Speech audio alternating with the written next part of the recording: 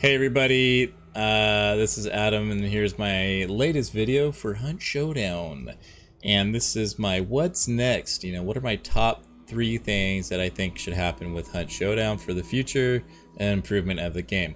I already recorded this and I'm re-recording it because for some reason my recording cut out on me, so I'm gonna be brief with this one. Hopefully not. Hopefully I remember all my points. Alright, so what is next for Hunt Showdown? Here are my top 3 things that I think would make the game better. 1, better servers. We're going to dip into that, and all of these subjects we're going to do a deep dive on. And you can stop watching the video right here if you like, because you go, hey, better servers, ping cap servers, and competitive mode. And I'm going to explain all these things, and I know they're touchy, sensitive subjects for a lot of players because a lot of people have ideas on what. But these are my opinions, my ideas, and if you listen, maybe you'll see why.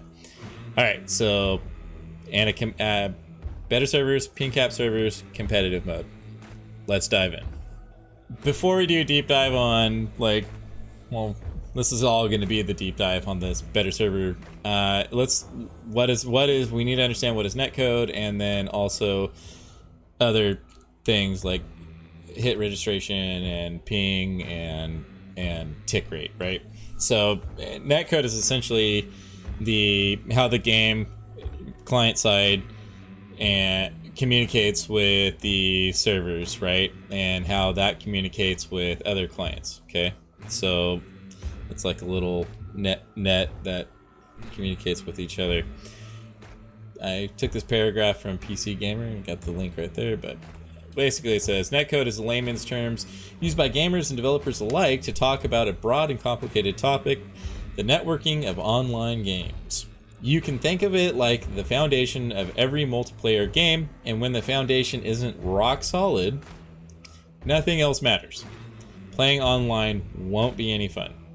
When netcode is good, and you'll see examples of that, you probably don't even think about it. Okay, so that's netcode. Now we talk about tick rates and how that works. At the beginning of a tick, the server starts to process the data it received and runs its simulations. Then it sends the result to the clients and sleeps until the next tick happens. The faster the server finishes a tick, the earlier the clients will receive new data from the server, which reduces the delay between player and server. That leads to a more responsive hit registration. And this is talking about in particular for FPS shooters, FPS games. Now, and you can see here in the little diagram that if you have a 30 tick server, it's communicating half as much, right, your game between the servers, as if you had a 60 tick server, where it will communicate twice as fast, so you'll have less latency between you and the game, right, and the servers. So and that includes you and other players. All right, so let's go next part. So let's look at the tick rates of current games. CS:GO 64, Fortnite 30, Call of Duty Warzone 20, Valorant 128, and then here's a snippet of playing real-time Hunt Showdown, so at that 30 tick, right? Okay, now when you average all these out on these new successful competitive first-person shooter games, the average tick rate is 60 tick. Okay, so right now Hunt Showdown is below average, okay, on their server tick. Now you're like, well, Call of Duty's at 20 and Fortnite's at 20, right? Well, those games aren't built on CryEngine, so those games have a good, like we talked about netcode, so a good foundation of communication between the game and the servers, right? So those games can get away with it because they aren't super detailed and unpolished. Those games are more polished and don't have higher requirements, right? But Hunt Showdown does, and so now its netcode isn't great, and you're below average on your tick rate. So this is why players experience hit registration issues, right? and players also experiencing desync. Desyncing is like when, let's say, you run up somewhere and you get on the roof of a building and you're up there, and then all of a sudden you're on the ground level. Why did that happen? Well, it's not because because you could have fell off, but also it does happen a lot because the game desyncs. So on your end, you looked like you ran up this mountain or ledge or roof, but on somebody else's game, it looked like you just ran on the floor the whole time. And that's desyncing, and a lot of people experience it. And I know for a fact I've experienced desyncing a lot and hit registration issues a lot. But I also have 4,700 hours of the game.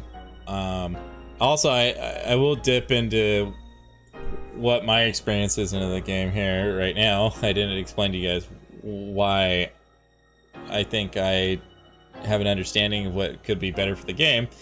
Is because I do have 4,700 hours in the game plus, and climbing, right? Prestige 100.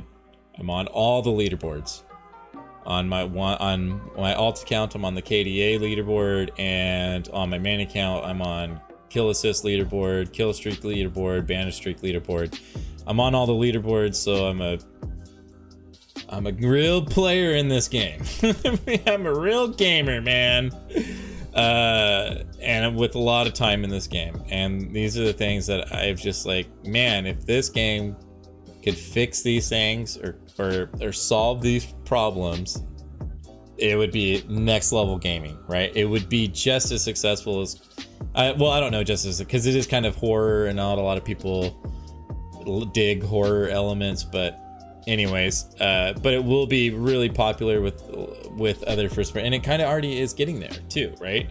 So like it'll be up there with Valorant, Call of Duty, Fortnite, and CS:GO someday, right? And it could accelerate getting there with these suggestions, in my opinion. Anyway, so let's go to the next slide, talk about the next thing. And issue number 2. Ping cap servers, please. So after seeing these issues with ping and servers, just like the skill-based matchmaking MMR checkbox, there can easily be a checkbox for opting into playing with players that exceed the server ping cap. And I'm going to go into these parts here, and also server hopping has created systemic issue within the game, and I'll explain that too. So the Crytek understands the checkbox thing, right? So I'm trying to say this to make it easy for them. It's because they want people to be inclusive, right? Cool, let's have a checkbox. So I have 20 ping on US West, and that's why I play on US West, because I don't enjoy playing on high ping servers like Australia or Europe, right? I don't enjoy that. I enjoy my 20 ping, which is why I'm on that server. And I would like a checkbox, and I know 1,000 other players would like a checkbox where you can opt out of playing with players who have high ping. And players with a high ping is only exacerbating desyncing and hit registration issues. And this is why, like all the other top competitive games for first-person shooter, have ping caps, right? And I'm not, and they don't even let you opt in or opt out of that, right? They just put ping caps, and if you have crappy ping, they'll kick you out of the game. And the developers have created this issue, or this monster. They've made their own little monster here with server hopping, because they claim, oh, we don't have enough players, so these players have to leave their server, and it creates a better concentration of players on these popular servers. But the problem is well, their servers are never going to become popular, right? Because they're not playing on them. If they play on their own servers, then they'll slowly become popular as the game grows. So you're creating your own systemic problem here with ping abuse, and ping abuse is a known thing in FPS games. And if it's not, whatever, I don't enjoy it. I don't like playing with people, because if ping abuse wasn't a thing, then if I shot somebody, I would never have a hit marker show up 3 seconds later on my screen. But yeah, you're right. It's not a problem. Anyways, since you have a checkbox mode, and you can make it to where people can check a checkbox to opt in and out, opt out of certain things of the game, then you can easily create an opt in and opt out of playing with people who exceed a ping cap. That would help the game significantly. What else does Hunt Showdown need? Hunt Showdown needs a competitive mode. All the successful FPS games have a ranked competitive mode. And if ranked competitive modes weren't successful, then they wouldn't exist, right? But the thing is these other games have incredibly high player bases and incredibly high viewership.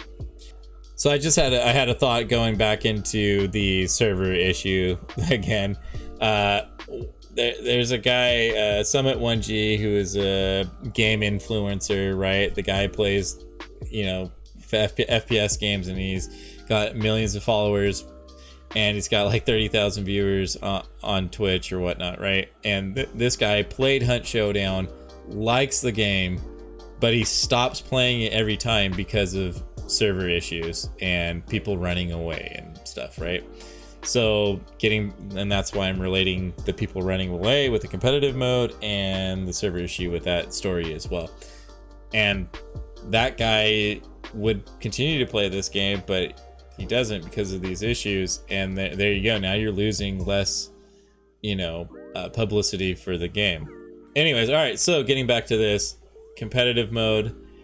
Why do we need a competitive mode? Competitive matchmaking, ranked competitive matchmaking is an integral part of like all of these popular games, and Hunt Showdown can benefit from that. Instead, right now we're getting this like wimpy version of it with the skill-based matchmaking where you kind of opt in with certain groupings of players and so on and so forth. So the developers understand there is a need for a grouping of players based off of skill, which is what ranked and competitive mode is. So here's the thing, and this also can't exist without better servers and better code. Anyways, but you need to separate, right? Two different, not the player base, two different game modes. One needs to be the normal lobby, needs to go back to how it was, where it was just normal and anybody can go and queue into that match, right? Boom, there you go. Now you have a high concentrated, faster queue times, everybody's back in there, whoop-de-doo. But competitive mode will entice the higher skill gap players who are looking for those extreme competitive scenarios out of playing that normal mode, so that way new players can ease themselves into, or you can even keep that skill-based matchmaking with the normal mode, right? And so the new players will get eased into the game a little bit more and have a meaningless game where there is no like leaderboards and shit, and they just go in and they enjoy the game and learn it, right? With competitive ranking, it will take these players out of there, and then what does a competitive game mode look like? Well, it would look similar to like how quick play is with the game. And I'm missing a lot of points in here because I already did this video and now I'm having to redo it, and I'm trying to get all the points back out that I already touched on. But basically all I'm getting at is that you need to have, because this will eliminate their issue where they're like, we can't have high tier players playing with low tier players, so here's a crappy skill-based matchmaking thing. And also the reason why the high tier players are high tiers because they enjoy playing competitively and they need a competitive mode to go into. And a lot of these high tier players wouldn't mind sitting an extra 5 minutes to get into a match with other high tier players to play competitively, okay? And then that would also free up these low tier players that don't want to play ranked, and just want to play and enjoy the game and figure it out and learn it. Just like League of Legends has. They have a normal, a draft mode, and a ranked mode, right? So that way the normal mode means nothing. Like it has no impact or has no bearance on their standing in the game or ranking in the game. All right, so now what would a competitive Hunt Showdown mode look like? I'm sure you guys were already looking at these, but so no extracting without bounty tokens, right? So that way this encourages more PvP instead of camping. Bounty doesn't show up until all 4 clues have been collected, like quick play. The reason why they're like, hey, we have a competitive and it's quick play, and a quick play isn't. the bigger game mode that's viewed more and played more is trios, right? And that's the reason why quick play isn't as successful. And it's also not as successful because you're not being able to queue up with your buddies as well. And then you also, in quick play, you can't bring in your legendary hunter skin. You can't bring in the weapons you want, right? So it's not really a great competitive ranking match, right? And it's more of a solo deathmatch or slayer, right? It's competitive trios though. However, this is what it would look like, or have it. This may not be, they could, whatever, there could be better things, but these are the things I think would be help make it good. Extracts don't show up until the boss is banishing. The reason why you would have that is to, you know, help minimize people extract camping, and then only gain MMR points from collecting clues and extracting with the bounty. So this also encourages players to be active on the map, right? So you're encouraging them by gaining MMR by collecting bounty or clues, and then also they have to extract with the bounty to benefit from that MMR gain. And then you lose MMR if you disconnect and don't reconnect, or you lose the match. And then random map, random time of day, because if it was, I would prefer only day map, but then that's only gonna entice it to be a sniper only match, and that's not good, right? Or a long rifle or whatever. So it needs to be random time of day so you can min max whatever, however you want. And then also maximum amount of MMR points collected if you're the first team to collect all 4 clues and extract with the bounty. Once again, this is encouraging players to be active on the map, and then also encouraging them to kill the boss and be the team to kill the boss and be the team to get the clues. So that way you gain more MMR. That's not the only way you gain MMR, but you get more MMR for doing these things.